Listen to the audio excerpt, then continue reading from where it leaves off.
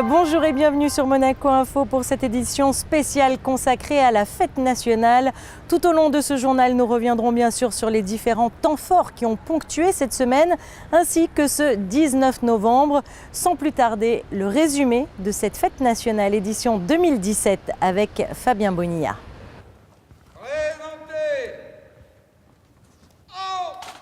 Si le rouge et blanc sont les couleurs traditionnelles de cette fête, le bleu du ciel azuréen est venu s'inviter à cette manifestation, comme pratiquement chaque année.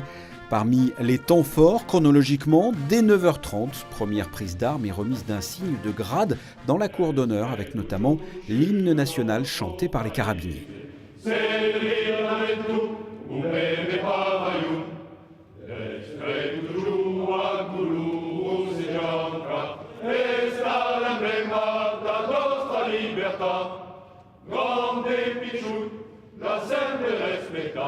Toujours dans la cour d'honneur, le prince Albert II a remis des galons et des décorations à des militaires de la force publique, suivis par des remises de médailles du travail et des médailles d'honneur au personnel civil du palais sous le regard de la famille princière et des membres de la famille souveraine.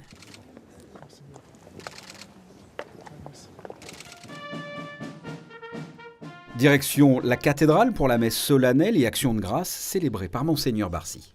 Et avant de poursuivre la célébration, je voudrais donner lecture du message que Sa Sainteté le Pape François vous a adressé.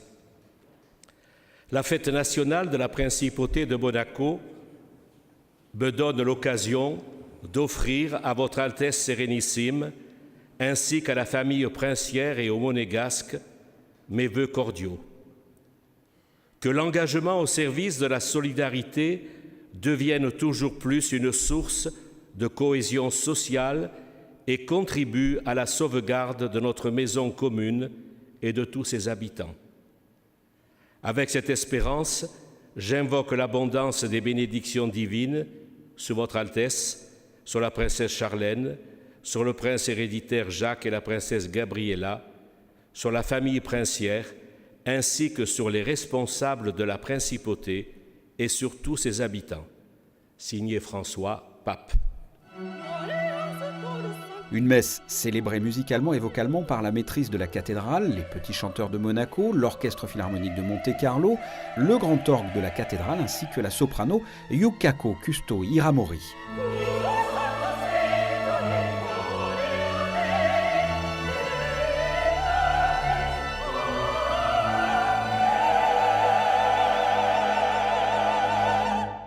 Dans le tourbillon de nos vies quotidiennes et de la grisaille des jours, la fête nationale de la Principauté, la fête de notre prince souverain, vient opportunément nous offrir une halte de recueillement, de prière, de joie, de paix et d'unité.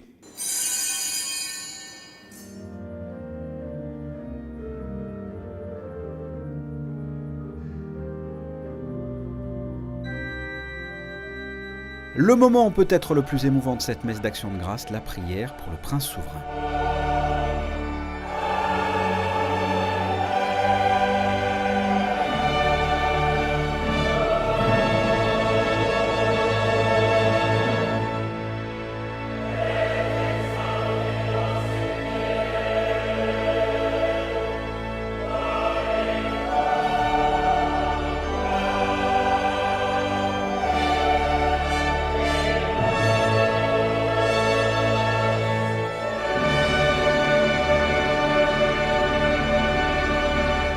Après cette messe d'action de grâce, il est 11h50, la prise d'armes, toujours sous un grand soleil automnal. Carabiniers, sapeurs-pompiers, membres de la sûreté publique, certains sont décorés sur la place du Palais. Et ce n'est arrivé que 2 fois par le passé, le prince Albert II est présent sur cette même place, alors qu'habituellement il suit la prise d'armes depuis le balcon. La raison ? Une action hautement symbolique. Il remet au fanion des carabiniers l'ordre de la couronne à l'occasion du bicentenaire de ces carabiniers.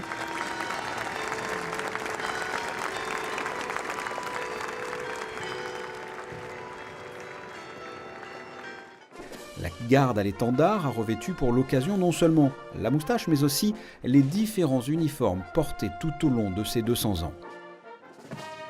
Dans ce défilé, carabiniers, sapeurs-pompiers, membres de la sûreté publique ainsi qu'un détachement du 17e RGP, sous le regard affûté de Malizia, l'aigle mascotte du régiment des parachutistes de Montauban, dont son Altesse Royale, la princesse de Hanovre, est la marraine. Tout au long de cette fête nationale, l'orchestre des carabiniers a joué plusieurs morceaux et notamment le chœur des esclaves Vapensiero de Verdi, un arrangement modernisé avec plusieurs élèves de l'Académie Régnier III en hommage aux victimes des attentats à travers le monde.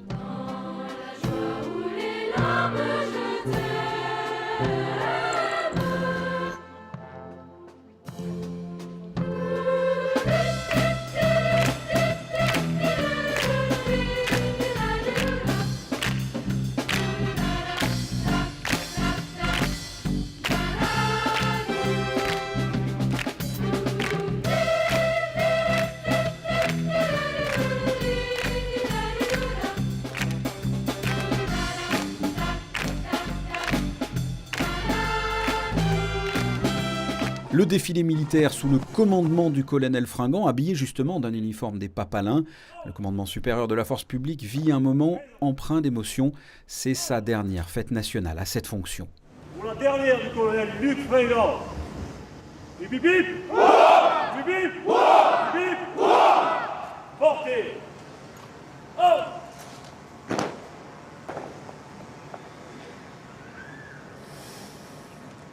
L'arme sur l'épaule.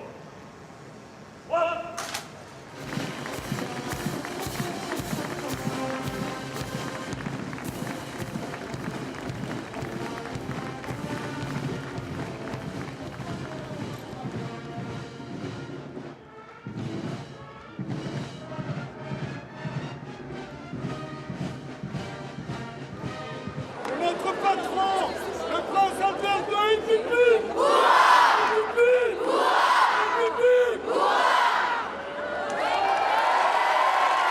En résumé, cette fête nationale était une nouvelle fois un moment de communion entre la famille Grimaldi et les Monégasques.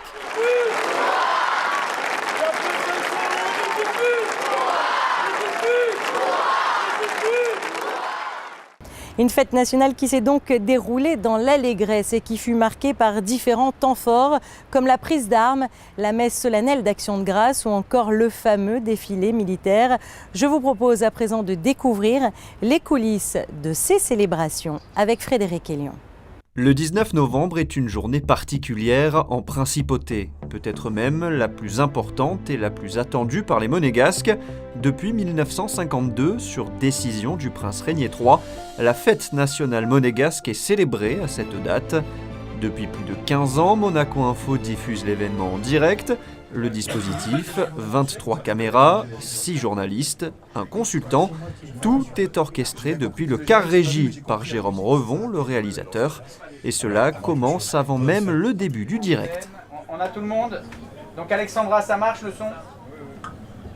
La 14. On a tout le monde ou pas là? C'est bon. Antenne dans 3 minutes. 3 minutes, la 21, attention. Alors, qui a été changé chez moi? La 20, t'es en beauty. Attention, le drone, je le vois. Ce car régi est le plus grand d'Europe. 80 mètres carrés, il a servi à la réalisation de la fête nationale française le 14 juillet dernier, événement retransmis en direct sur France 2. 25 personnes y travaillent ensemble, le réalisateur donc, accompagné de son assistant, le truquiste qui s'occupe de l'habillage, le script ou encore l'ingé son. Malgré les dizaines d'années d'expérience, la tension est palpable avant la prise d'antenne.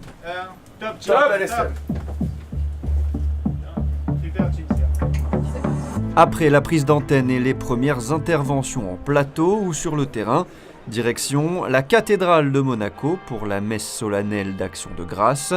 Sur le plateau, les journalistes ne sont plus à l'antenne, l'occasion de faire quelques retouches maquillage ou quelques réglages techniques.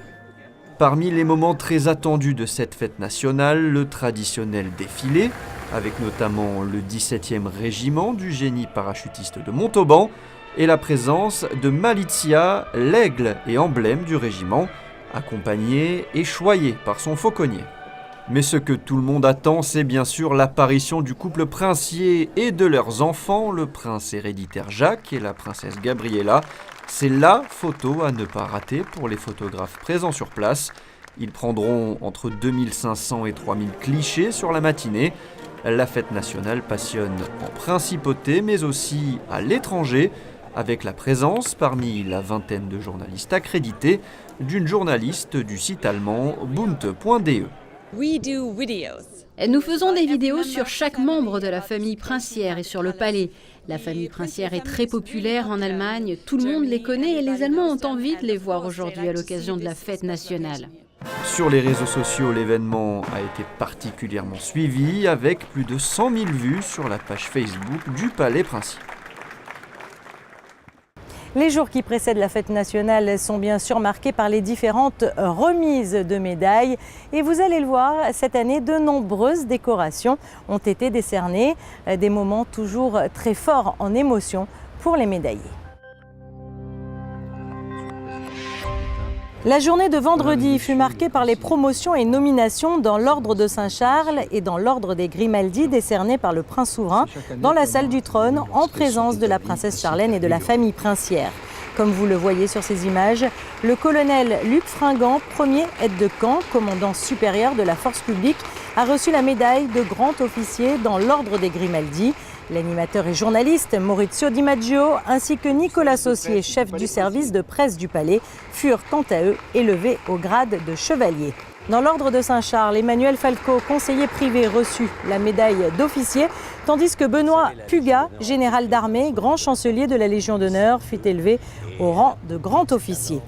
La princesse de Hanovre a remis quant à elle les médailles du mérite culturel dans la bibliothèque du Palais ce samedi. Philippe Bender, chef d'orchestre, membre de la commission administrative de l'Académie de musique et de théâtre à la Fondation Prince Régnier III, fut élevé au grade d'officier. Les médailles de l'éducation physique et des sports ont quant à elles été remises au ministère d'État ce vendredi par le souverain aux acteurs du monde sportif en présence du ministre d'État et de Yvette Lambin-Berty, la secrétaire générale du comité olympique de Monaco. Et tandis que samedi, la princesse Caroline de Hanovre remettait les décorations du mérite culturel, le prince souverain, quant à lui, remettait les médailles du mérite national du sang, comme vous pouvez le voir sur ces images.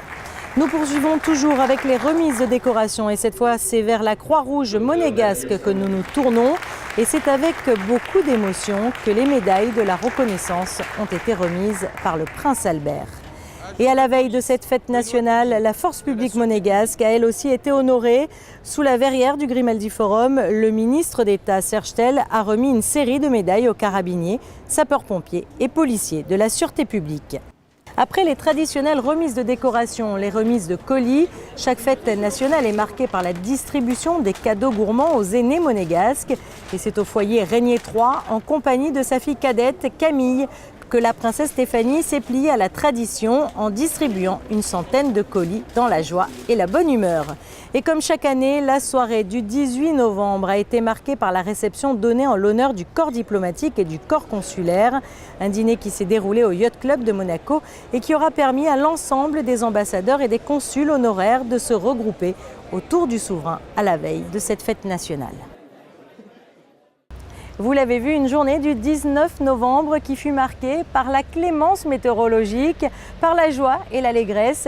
Une journée qui se termine telle qu'elle a commencé, dans le faste et l'élégance, avec son traditionnel gala donné dans la salle des Princes du Grimaldi Forum et où se jouait l'opéra Adriana, le couvreur, avec Roberto Alagna en vedette.